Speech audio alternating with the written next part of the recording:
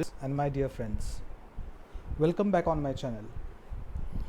Today we are going to deal with the second lesson of the 12th standard English textbook. The title of the lesson is On Saying Please by A.G. Gardiner. This lesson is written by A.G. Gardiner.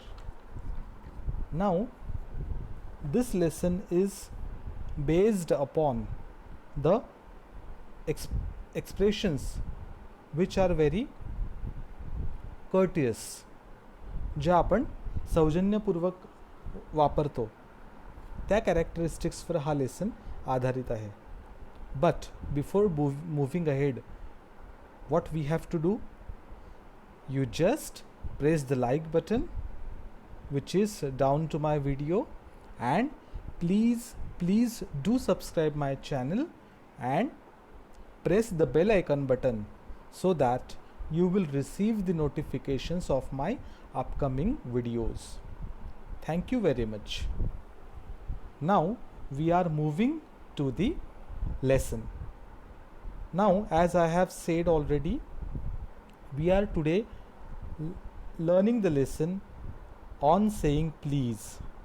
But what we have to finish first of all, we have to see the icebreakers of the lesson.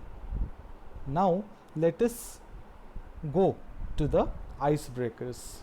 Now, let's see the very first activity. What is it? Let me read out for you.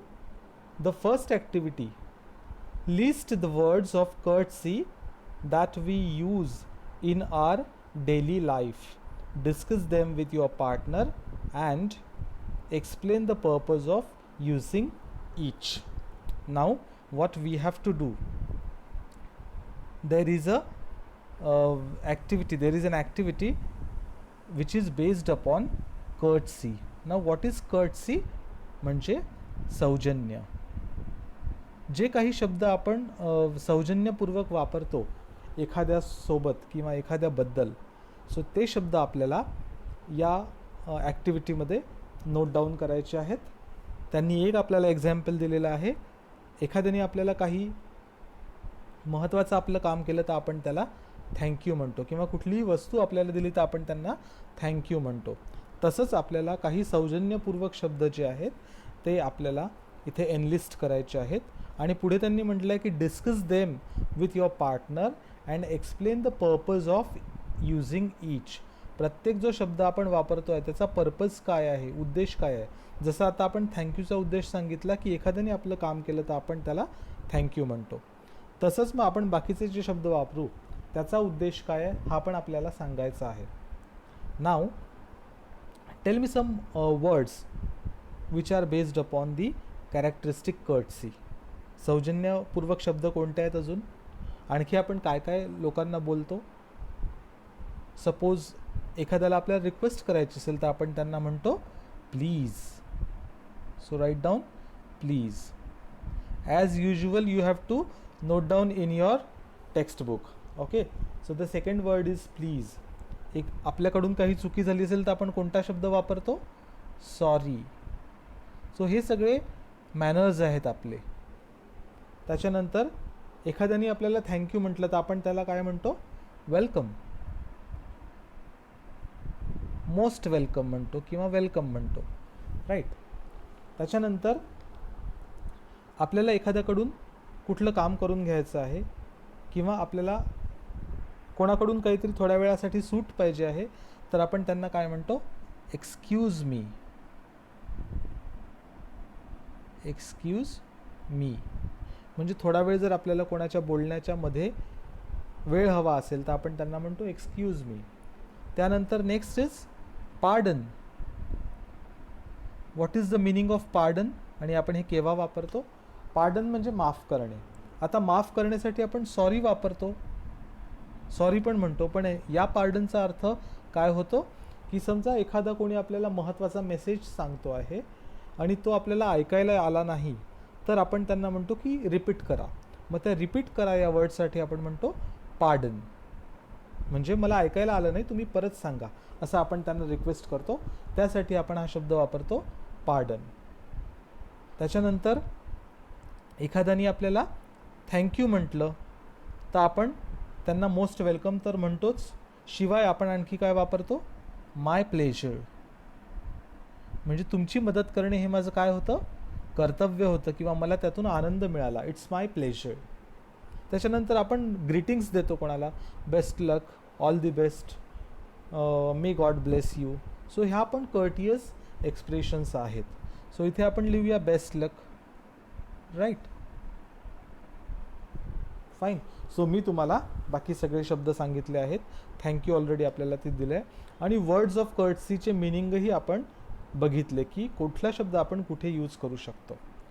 Okay, so असे आणखी शब्द आपण काय रोजच्या व्यवहारात बोलतो ते तुम्ही फाइंड आउट करायचे आहेत. Okay, so let's move to the next activity.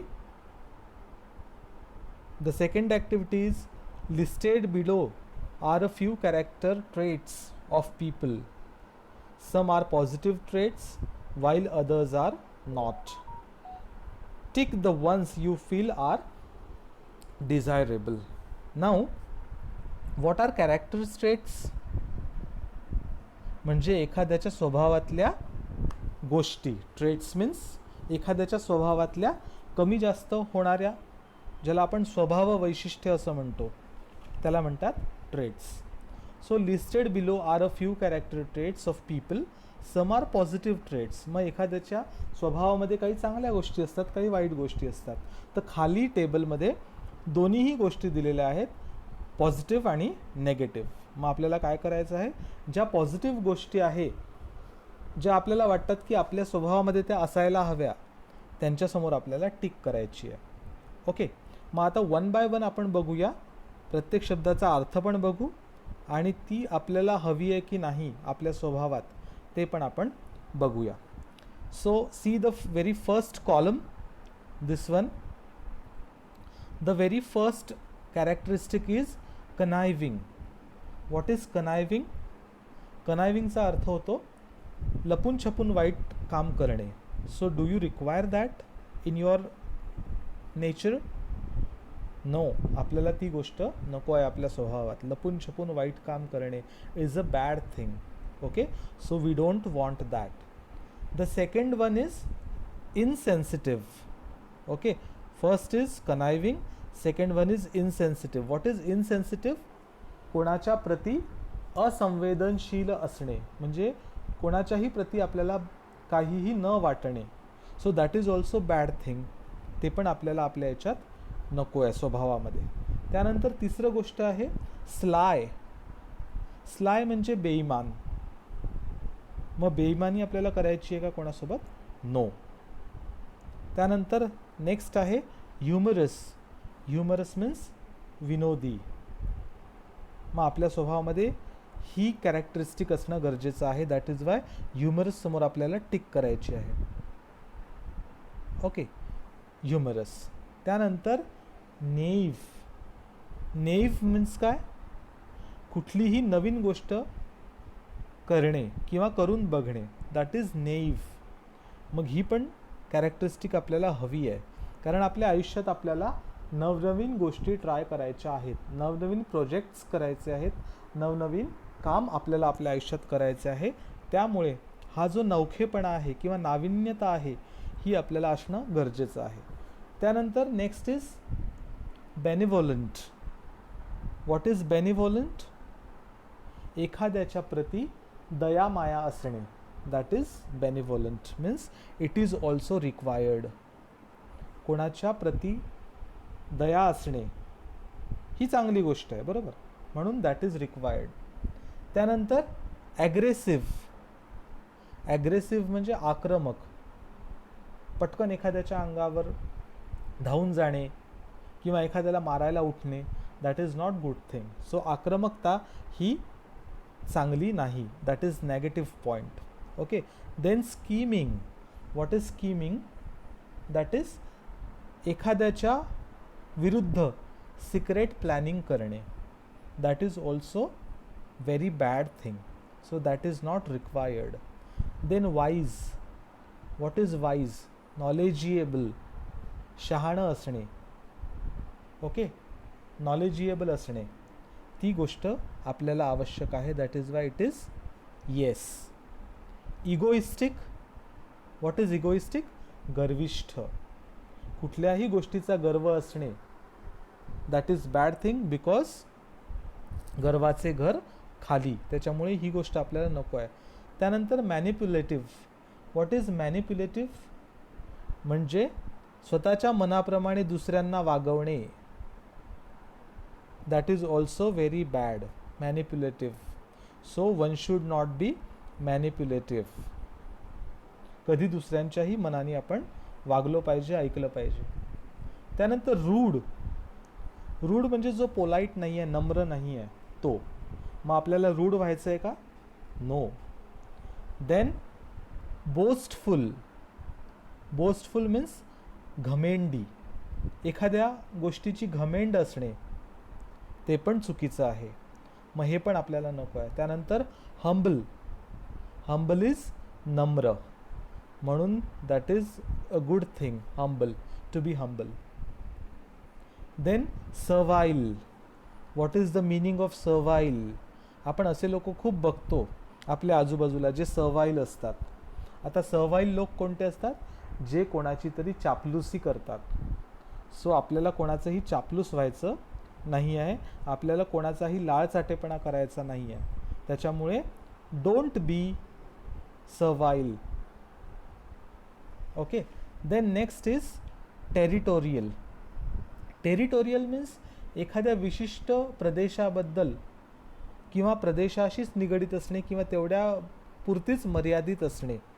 So that is also not good thing, की मला फक्त एवढंच काम करायचं आहे, मला फक्त इतकंच करायचं आहे, मला फक्त इथेच राहायचं आहे.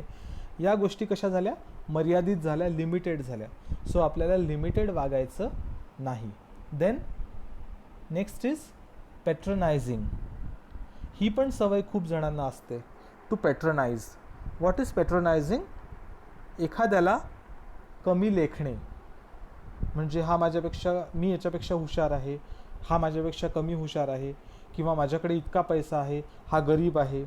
सो हे जे कमी लेखणं आहे, याला आपण म्हणतो पॅट्रनायझिंग. सो हे तर कधीही करू नये. Then last one is generous. Generous means who is very modest, who is very good, nice person. जो खूप उदार आहे त्याला आपण म्हणतो जेनरस. ओके. सो मग आपण काही पॉझिटिव्ह ट्रेट्स बघितल्या, काही नेगेटिव्ह ट्रेट्स बघितल्या, आणि आपल्याला फक्त पॉझिटिव्ह ट्रेट्सला टिक करायचं होतं. म्हणजे मला असं वाटतं की माझ्यामध्ये या गोष्टी असायला हव्या. मग मी कोणत्या गोष्टी चूज केल्या? एक humorous, then naive, then benevolent. Humorous means विनोदी, नेईव्ह मीन्स नवीन काहीतरी ट्राय करून बघणारा, बेनिव्होलंट मीन्स दयावान, त्यानंतर वाईज जो खूप नॉलेजिएबल आहे, त्यानंतर हंबल जो खूप नम्र आहे, विनम्र आहे, आणि जेनरस जो खूप उदार आहे, खूप चांगला आहे, खूप सज्जन आहे. ओके. सो मला वाटतं की माझ्या स्वभावामध्ये या गोष्टी असायला हव्यात. आता तुम्हाला काय वाटतं की तुमच्या स्वभावात कुठल्या गोष्टी असायला हव्या? त्या तुम्हाला तुमच्या टेक्स्टबुकमध्ये टिक करायच्या आहेत. पण जनरली ज्या गोष्टी असायला हव्यात त्या मी टिक करून दिलेल्या आहेत. त्याच्यामुळे याच्यापेक्षा वेगळं तुमचं आन्सर असू शकत नाही. Okay. So will move to the next activity. I'll read it.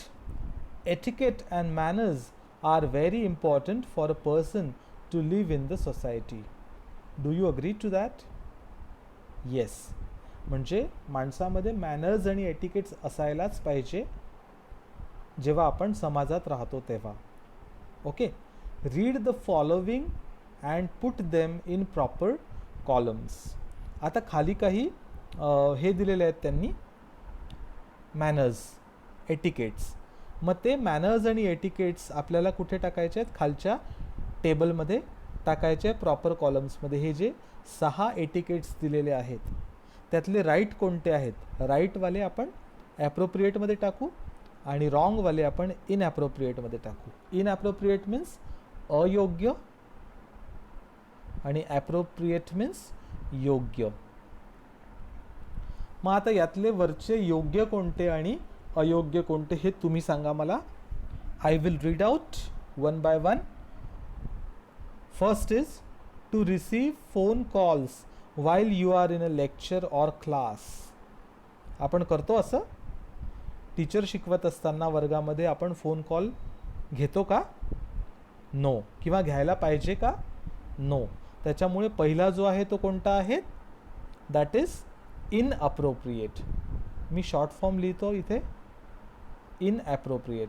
Right, पहिला आहे इनअप्रोप्रिएट. आता तुम्हाला काय करायचं आहे की हा जो पहिला आहे तो इथे लिहायचा आहे इनअप्रोप्रिएटमध्ये. मी इथे लिहितो आहे, तुम्ही इथे लिहायचं आहे. ओके, तुम्हाला पूर्ण लिहायचं आहे सेंटेन्स इथे, स्टेटमेंट. त्यानंतर सेकंड आहे to knock before you enter your principal's office. Is it appropriate or inappropriate? It is appropriate. म्हणजे हे योग्य आहे. आपण कोणाच्याही रूममध्ये जाताना नॉक करून जायला हवं. Okay, appropriate. Then third is to thank the person who offers you tea or coffee. एखाद्याने आपल्याला चहा किंवा कॉफीचं विचारलं तर आपण त्याला थँक्यू म्हटलं पाहिजे. मग ही कुठली गोष्ट झाली? ॲप्रोप्रिएट. ओके, सो आपण इथे लिहूया ॲप्रोप्रिएट. AP लिहितो मी शॉर्टमध्ये. चौथी, to be polite and courteous to others. दुसऱ्यांशी वागताना कसं वागलं पाहिजे? पोलाइट अँड कर्टियस, नम्र आणि सौजन्यपूर्वक. मग ही राईट आहे की रॉंग आहे? This is right, so it is also appropriate. त्यानंतर पाचवं, to leave the classroom without the teachers permission. Do you agree to that? No, you should not agree. To leave the classroom without teachers permission. टीचरच्या परमिशनशिवाय आपण क्लासरूममधनं बाहेर जायला नको किंवा जायला हवं का? नो. सो आपण हे काय केलं पाहिजे? इनअप्रोप्रिएट. ओके, हे आहे इनअप्रोप्रिएट. टीचरच्या परमिशनशिवाय क्लासरूम सोडणे हा इनअप्रोप्रिएट आहे. त्यानंतर last, to occupy the seats reserved for ladies or physically challenged or elderly people on a bus or a train. मग ज्या रिझर्व सीट असतात कोणाच्या? फिजिकली चॅलेंज्ड लोकांच्या किंवा लेडीजच्या, त्या आपण ऑक्युपाय केल्या पाहिजे का बस किंवा ट्रेनमधल्या? नाही. So it is also inappropriate. Okay, मग इनअप्रोप्रिएट कोणकोणते आहे? First, fifth and six. मग आपण इथे लिहूया first, fifth and six. Okay, आणि ॲप्रोप्रिएट गोष्टी कोणत्या आहे? Second, third and fourth. या गोष्टी चांगल्या आहेत, योग्य आहेत. इनअप्रोप्रिएट गोष्टी अयोग्य. ओके, सो हे तुम्हाला स्टेटमेंट लिहायचे आहेत. Fine. So we have finished the ice breakers of the lesson. Now we will move towards the introduction part of the author. Okay, now the name of the author is Alfred George Gardiner, whose period is 1865 to 1946. Okay, means this author is of 20th century. 20th century मधले author आहेत Alfred George Gardiner, ज्यांना A.G. Gardiner असंही ओळखलं जातं. A.G. Gardiner was born at Chelmsford in Essex in 1865. Chelmsford in Essex. Essex हे UK मध्ये आहे, लंडनमध्ये. सो तिथे त्यांचा जन्म झालेला. He started his literary career as a journalist. Journalist means पत्रकार. सो पत्रकारापासून त्यांनी त्यांच्या करिअरची सुरुवात केली, पत्रकारितेपासून. At the age of 37 he was appointed editor of the Daily News. Daily News नावाचं न्यूजपेपर आहे लंडनचा. सो त्याच्यामध्ये ते एडिटर म्हणून अपॉइंट झाले होते. अंडर द स्युडोनिम मीन्स टोपण नाव, पेट नेम ज्याला आपण म्हणतो. So under the pseudonym Alpha of the Plough. मग त्यांचं स्युडोनिम काय होतं? Alpha of the Plough. म्हणजे A.G. गार्डिनर हे कोणत्या नावाने लिहत होते? अल्फा ऑफ द प्लो या नावाने ते त्यांचं साहित्य लिहत होते, या पेट नेमनी. He made regular contributions to the Daily News. मग ज्या न्यूजपेपरमध्ये ते काय होते? एडिटर होते. त्या डेली न्यूज या वर्तमानपत्रामध्ये ते काय करत होते?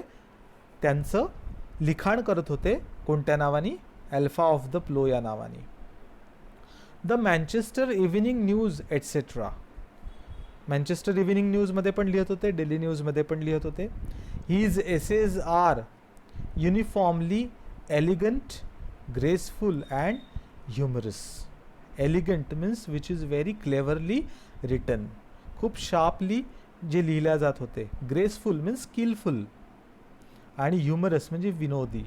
सो त्यांच्या लिखाणशैली जी होती ती कशी होती? एलिगंट होती, ग्रेसफुल होती आणि ह्युमरस पण होती. द पिलर्स ऑफ सोसायटी हे त्यांच्या स्टोरीजची नावं आहेत.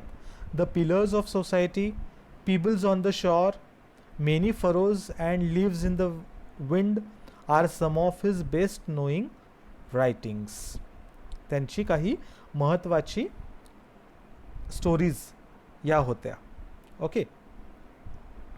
त्यानंतर his uniqueness lies in his ability to teach the basic truth of life in an essay and in an easy and amusing manner. मग त्यांच्या लिखाणशैलीतून आपल्याला काय दिसत होतं प्रकर्षाने? his uniqueness lies in his ability to teach. आता ते काय शिकवत होते त्यांच्या लिखाणाच्या माध्यमातून? तर basic truth of life. Basic truth of life म्हणजे जीवनातले जे काही सत्य आहेत महत्त्वाचे, जे मॉरल टीचिंग्स लोकांना मिळाले पाहिजे, ते मॉरल टीचिंग्स ते आपल्या लिखाणातून लोकांना देत होते. आणि तेही कसे? In an easy and amusing manner. Easy म्हणजे सोपं आणि ॲम्युझिंग म्हणजे एंटरटेन करत किंवा विनोदी प्रकाराने ते आपलं नॉलेज जे आहे ते लोकांना शेअर करत होते. He raised the question of morality in everyday life. Main theme काय होती त्यांच्या स्टोरीजची? तर मोरॅलिटी मीन्स नैतिकता.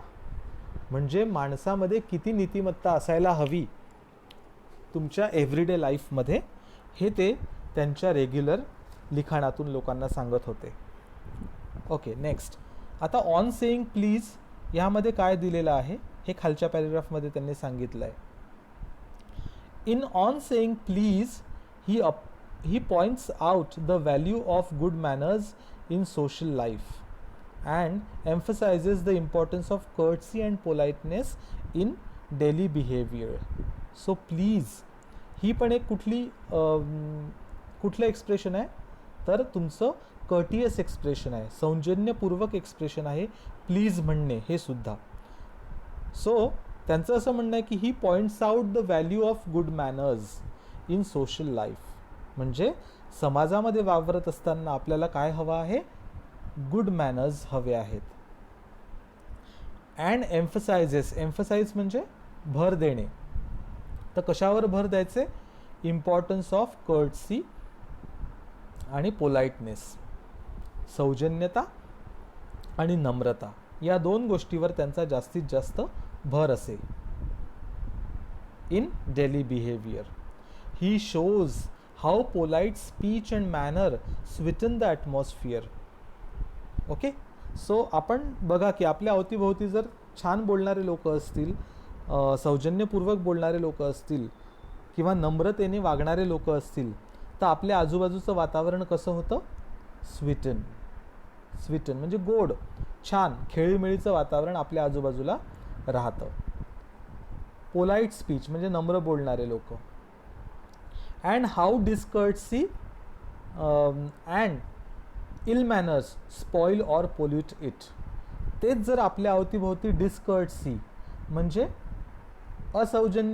असौजन्यपूर्वक वागणारे लोक असतील किंवा इल मॅनर्स म्हणजे ज्यांच्यामध्ये बॅड मॅनर्स आहेत असे लोक असतील तर त्यांच्यामुळे काय होतं, हे वातावरण जे आहे ते स्पॉईल होतं, म्हणजे नष्ट होऊन जातं किंवा पोल्यूट होतं, प्रदूषित होतं. म्हणजे बघा, फक्त गुड मॅनर्स असतील तर तुमच्या वातावरणामध्ये पॉझिटिव्ह बदल होतात, आणि जर गुड मॅनर्स नसतील, बॅड मॅनर्स असतील तर तुमच्या आजूबाजूचं वातावरणही कसं होतं, स्पॉईल होतं किंवा प्रदूषित होतं. सो मला वाटतं की आपल्या इंट्रोडक्शनमधनं आपल्याला कळलेलं आहे की लेखकाने आपल्याला काय देण्याचा प्रयत्न केला आहे ऑन सेईंग प्लीज या लेसनमधून. सो त्यांनी काय सांगितलं आहे त्या लेसनमध्ये हे आपण बघणार आहोत पुढच्या व्हिडिओ लेक्चरमधून. Okay, so till then you watch this video again and again so that you will see the importance of good manners, okay, in your social life. So till the next lecture, goodbye and have a nice day. Thank you very much to listening me very patiently. Fine.